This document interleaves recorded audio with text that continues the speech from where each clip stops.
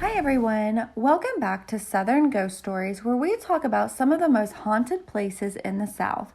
I'm your host Chelsea, along with Alan. Hey there. We hope you enjoyed last week's podcast on Cragfont.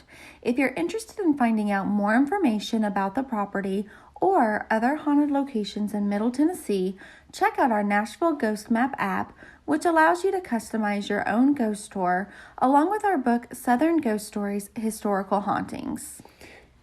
Today, we'll be talking about Le Pavillon, also known as Le Pavillon, which is one of the grandest hotels in New Orleans, located just a few blocks away from the Superdome, where the Saints play in the Central Business District.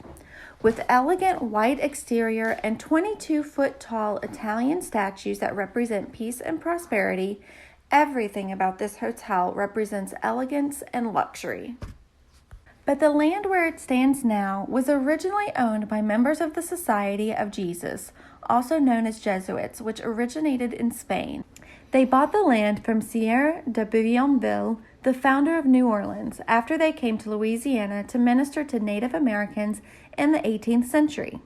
When the Jesuits arrived in southern Louisiana, they brought with them sugarcane from the Caribbean and used the land to grow crops. Due to fertile ground along with the wetlands, the sugarcane was very successful, and eventually the land became a plantation. After the French and Indian War in 1763, the Jesuits came under much scrutiny. An audit of their finances determined that they were neglecting their duties to the community and concentrated on making a profit on their plantation instead. The Jesuits were expelled from the land, and the land was purchased by Bertrand Gravier and his wealthy wife. After the Great Fire of 1788 that wiped out 85% of all structures in New Orleans, the Gravier family sold plots of land that ultimately became a neighborhood called Faubourg Sainte-Marie, which is now where Le Pavillon resides now. After the Louisiana Purchase, banks received charters and incentives from the government for the development of Faubourg Sainte-Marie. Large buildings like the Exchange Bank and the St. Louis Hotel were built, and the area quickly became one of the nicest parts of New Orleans. During this time, large numbers of people moved to the area to work on the docks. As typical when you have a mass influx of people that move to an area to work for little pay, crime quickly became a problem, and the once bustling Faubourg Sainte-Marie did a complete 180 and was now one of the most dangerous parts of New Orleans. In 1862, the Union Army seized New Orleans and occupied the area until the end of the Civil War in 1865. Once the Federal Army left the area, Faubourg Sainte-Marie, it became trendy again. Wealthy German immigrants built the New Orleans National Theater, also known as the German Theater, there on the property. The four-story venue was state-of-the-art and considered to be one of the premier venues in the southeastern United States. However, once the new wore off, the venue struggled to maintain funding and finding performers. Several owners and a few name changes later, the ownership rights of the theater got tied up in court. Ultimately, the theater burned down in 1889. Le Pavillon was originally called the New Hotel de Nashode in 1907, and it was one of the most opulent hotels in the Crescent City at the time. In fact, it was called the Belle of New Orleans and featured the city's first hydraulic elevator. It was also the first hotel in town to have electricity in every room. In 1913, the hotel was sold and renamed the DeSoto Hotel. During Prohibition, the hotel wasn't allowed to serve alcohol. However, some creative thinking by hotel management initiated construction on a tunnel that led to a speakeasy down the street. In 1970, the hotel was sold and rebranded Le Pavillon. The hotel underwent extensive renovations. Marble floors were installed in the lobby, and crystal chandeliers were brought in from Europe. Italian columns were erected outside the hotel, and a swimming pool was installed on the roof. After the renovations, Le Pavillon was thought to be one of the nicest hotels, and not just Louisiana, but the entire country. Le Pavillon is famous for the hospitality of their staff. In fact, in 1980, a tradition was born one night when a weary traveler checked in and asked for a glass of milk. Typically, people staying in the hotel are ready to walk a few blocks to the French Quarter and order something much harder. This request intrigued the general manager, so he asked his guest why he needed the glass of milk. The man told the general manager that at the end of every day back home, he would drink milk and eat a peanut butter and jelly sandwich with his little girl at the dinner table. Although he was out of town on business, the guest thought it was still important to carry on that ritual for his little girl. The GM politely excused himself, only to return a few minutes later with a glass of ice-cold milk and a plate with a peanut butter and jelly sandwich on it. The guest must have told someone in New Orleans about the PB&J because people started to trickle into the hotel at night asking for the sandwich. The requests were so great that the hotel began serving peanut butter and jelly sandwiches at 10 p.m. every night. The only thing that is different now, in addition to the milk, the hotel also offers hot chocolate as well.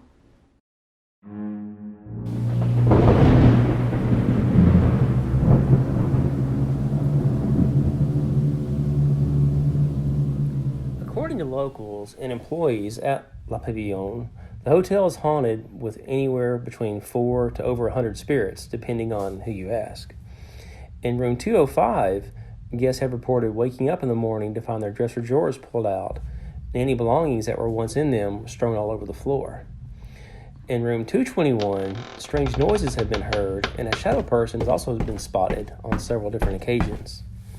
The third floor is said to be haunted by an elderly couple who have been seen in several of the rooms there. Room 510 has had issues with lights that turn themselves off and on. Guests that stay in the room have also heard weird noises and reported hearing footsteps in the hall at night. However, when they got up to check to see if anyone was there, they found nothing.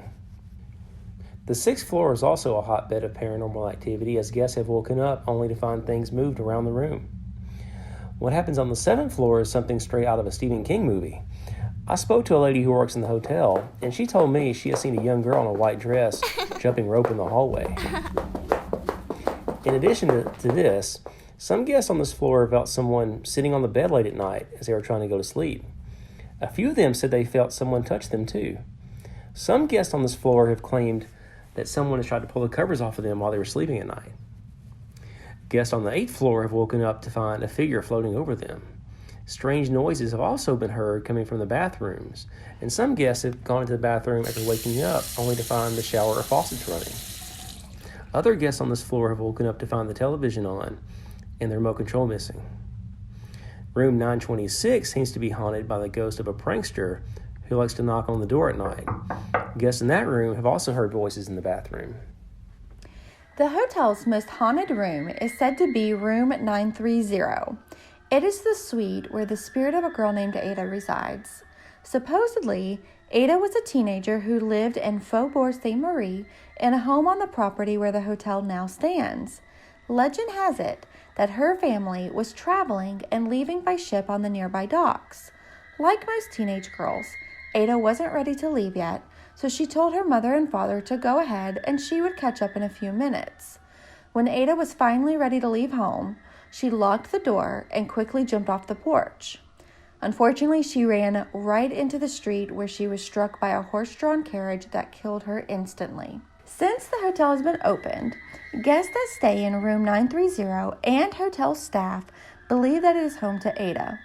Guests have come into the room to discover the sheets strewn all over the bed just a few minutes after the maids have cleaned the room. Some have even said that they felt something sitting on the bed at night while they were trying to go to sleep. Doors in the room have a tendency to open and shut on their own, and some guests have even claimed to hear loud knocks on the door at odd hours of night. People who stay in 930 have complained to hotel management about personal belongings that went missing during their stay, only to have them turn up later. There's a lot of paranormal activity at the hotel. Even the elevator's haunted. Guests often try to take the elevator to the 9th floor, but they get taken on detours when the elevator stops on various floors, only for the door to open, then close, while no one else gets on. The guests eventually get to the pool. It just takes a little bit longer than it probably should. When I visited La Pavillon earlier this year, I made some small talk with some hotel employees in the lobby and asked them if they thought the hotel was haunted. The ladies got very quiet and tried to change the subject. When I pressed them on the issue, they referred me to another lady working there nearby. She had been there the longest. When I asked her if the building was haunted, she laughed and began to tell me that the lobby was probably the most haunted part of the hotel. She told me about her friend who used to work at the hotel and kept her lunch and purse behind the front desk counter. Every so often, something would move her purse and lunch container around. Every now and then, the container would launch itself off a shelf behind the desk and wind up several feet away. The lady I spoke to told me that one day in July, when it was scorching hot outside, she felt a really cold breeze flow through the front desk.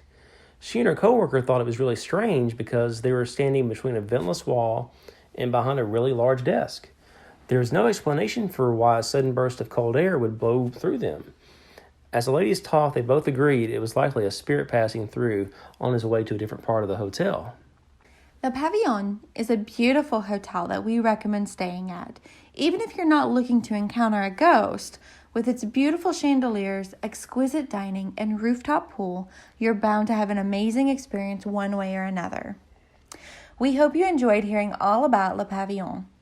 If you would like to learn more about the hotel, please check out our book, Southern Ghost Stories, Historical Hauntings, or visit our website, southernghoststories.com. If you're planning on visiting New Orleans and you want to take your own customized haunted tour, download the New Orleans Ghost Map app in iTunes. Please feel free to leave a comment or send us a message on our Facebook or Instagram accounts and let us know about any creepy experiences you may have had. Also, please give us some ideas on which locations you'd like to hear us talk about in the future. Be sure to subscribe and check back with us next week as we discover the Rutherford County Courthouse in Murfreesboro, Tennessee. And today we'll be talking about But the land where it stands now was originally owned by members of the Society of Jay-Z. Jay-Z? After they came to the Louisiana to minister... After they came to the Louisiana? In 1970, the hotel was sold and rebranded as Say that. How you say it? Pavillon. After the renovations, How you say it? Pavillon. The sixth floor is also a hotbed of paranormal. The hotel's most haunted room is said to be... No, okay. How you say it? Pavillon.